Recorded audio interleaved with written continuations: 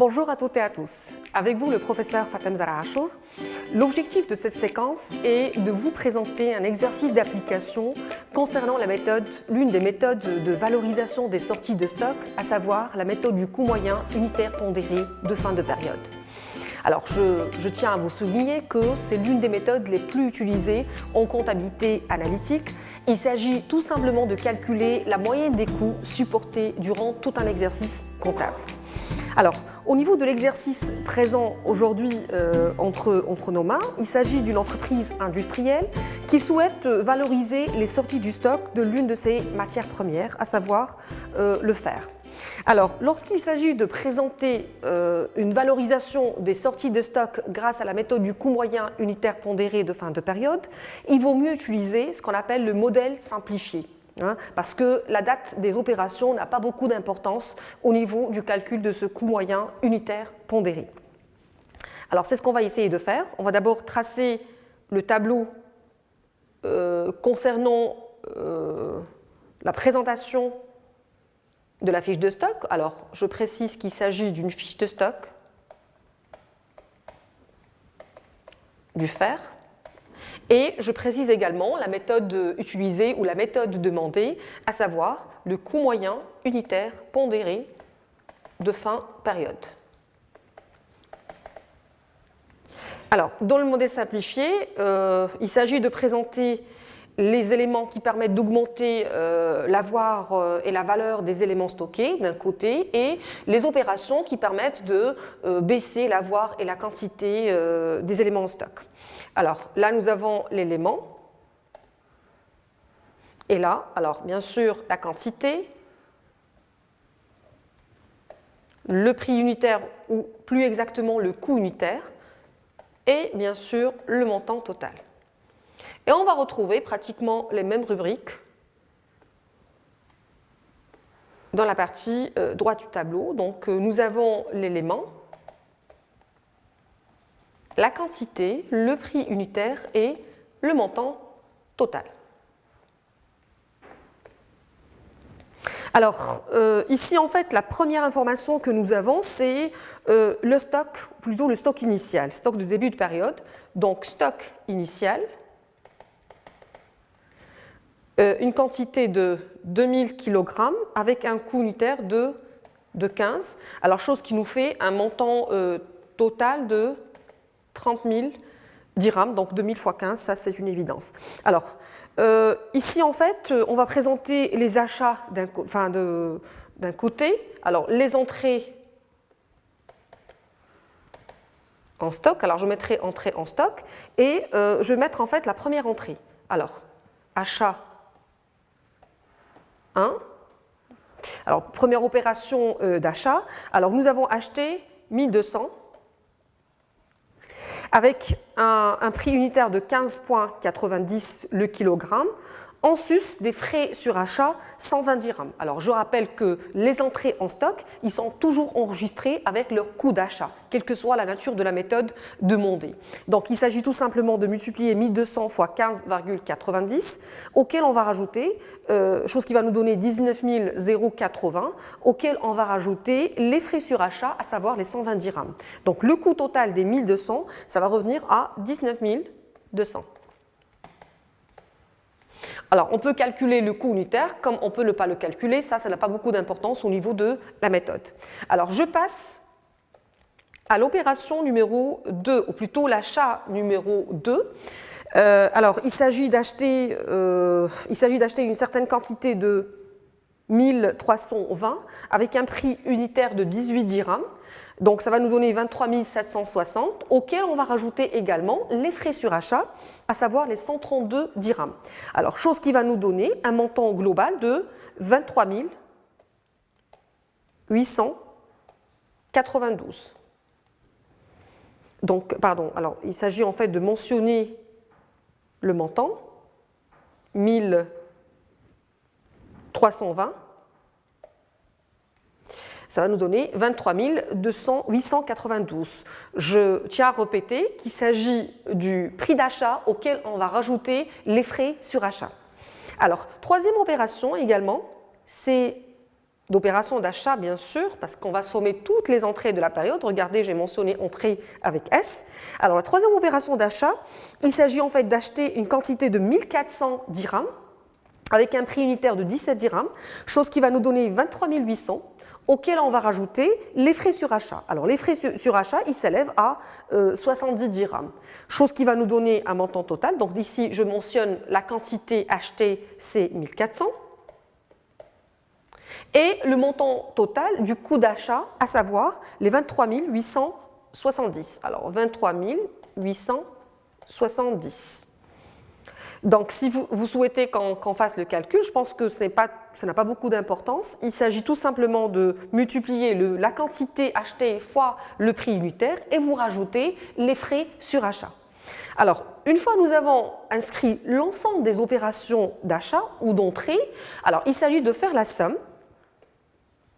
Parce que le principe de la méthode, c'est aussi ça.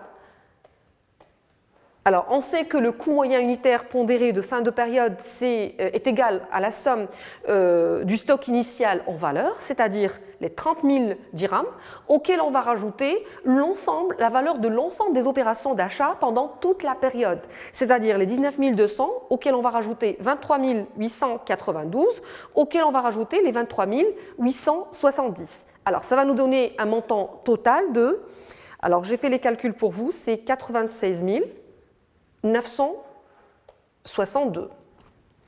Alors, on va diviser sur quoi? On va diviser sur la colonne des quantités, c'est-à-dire la quantité du stock initial auquel je vais rajouter l'ensemble des quantités achetées pendant la période, 1200 plus 1320 plus 1400. Alors, ça va nous donner un montant d'une quantité globale de 5920. Alors, j'ai la valeur des entrées du stock initial plus les entrées et j'ai la valeur, ou plutôt la quantité, des entrées du stock initial plus la quantité des entrées de la période. Donc je peux calculer ce qu'on appelle le coût moyen unitaire pondéré, qui n'est rien d'autre que le rapport entre cette valeur-là, 96 962, que je vais diviser sur l'ensemble des quantités, à savoir les 5920. Alors, ça va nous donner un coût moyen unitaire pondéré de 16,378. Alors, 16,378. Alors, voilà notre coût moyen unitaire pondéré. Alors, avec la méthode du coût moyen unitaire pondéré, on utilise un seul coût, c'est-à-dire une seule valeur pour valoriser la sortie des stocks et aussi le stock final. Donc, on va maintenant on va enregistrer les sorties du stock dans la partie droite du tableau. Alors, au niveau des sorties, on a effectué, je dirais, 4 sorties. Alors, vous avez 1200 plus 1320 plus 1400 plus 1400. Donc, la somme de ces quantités, ça va nous donner les sorties de la période. Alors, je mentionne sortie avec S, c'est-à-dire l'ensemble des sorties de la période. Alors, quand vous pouvez enregistrer chacune des sorties à part, mais ça revient au même, puisqu'en fait, toutes les sorties sont valorisées au même coût, à savoir le coût moyen unitaire pondéré, 16,378. Alors, quand on a fait la somme de l'ensemble des quantités sorties ou consommées pendant la période, ça nous a donné un montant global de 5320. Alors, ces 5320, ils vont être valorisés au coût unitaire 16, alors je n'ai pas suffisamment de place, je vais quand même prix unitaire et montant total. Voilà. Donc, je vais reproduire le même coût, à savoir 16,378. Alors, je multiplie 5320 fois 16,378, ça va nous donner un montant d'une valeur, voilà, 431. Alors, il faut savoir en fait que j'ai utilisé l'arrondissement, j'ai arrondi le chiffre, parce que ce n'est pas un chiffre exact, c'est 16,378 quelque chose, donc j'ai arrondi pour trouver ce montant de 87 131. Et une fois nous avons déterminé ou calculé les sorties du stock, on peut calculer la quantité et la valeur du stock final. Alors, le stock final est toujours calculé avec la fameuse méthode stock final égale à quoi? Est égal au stock initial, auquel on va rajouter les entrées de la période. Alors, entrées avec, c'est-à-dire toutes les entrées de la période, et on va retrancher les sorties du stock. Donc voilà comment on va calculer le stock final. C'est-à-dire que je vais prendre 5920, je vais retrancher 5320 et ça va me donner la quantité du stock final. Donc stock final, alors ça va nous donner un stock final d'une quantité de 600. À quel cours on va valoriser les 600 kg du stock final? Bien entendu avec la valeur du coût moyen unitaire pondéré, à savoir les 16,378. Parce qu'on a dit avec la méthode du coût moyen unitaire pondéré de fin de période, les éléments en stock, ils perdent leur valeur unitaire et ils vont épouser la même et unique valeur, c'est celle du coût moyen unitaire pondéré de fin de période. Donc on aura 16,378 et ça va nous donner un montant de 9827. Alors 9827. Donc j'attire votre attention que j'ai aussi en fait arrondi la valeur pour trouver un montant exact. Donc en principe avec la méthode ou avec le modèle simplifié, il faut toujours qu'il y ait une égalité entre le stock initial plus les entrées et le stock final plus les sorties. Donc ici, je dois retrouver les mêmes valeurs. Donc rappelez-vous ce qu'on avait vu au niveau du cours. Donc la quantité du stock initial plus la quantité des entrées, ça doit être égal aux sorties, à la quantité des sorties plus la quantité du stock final. Chose qui va nous donner, ou doit nous donner en principe, alors 5920. Donc conformément à cette formule, donc on aura forcément égalité entre ces deux éléments. Et la même chose pour la colonne concernant les valeurs, donc on doit trouver la même valeur, 96 962. Bien sûr, valoriser toujours au même coût le 16,378. Donc, je souligne encore une fois qu'il s'agit de valeurs arrondies pour qu'on puisse éviter les virgules tout simplement et pour trouver un montant exact. Voilà comment on peut présenter un exercice ou plutôt valoriser les sorties du stock avec la méthode du coût moyen unitaire pondéré de fin de période.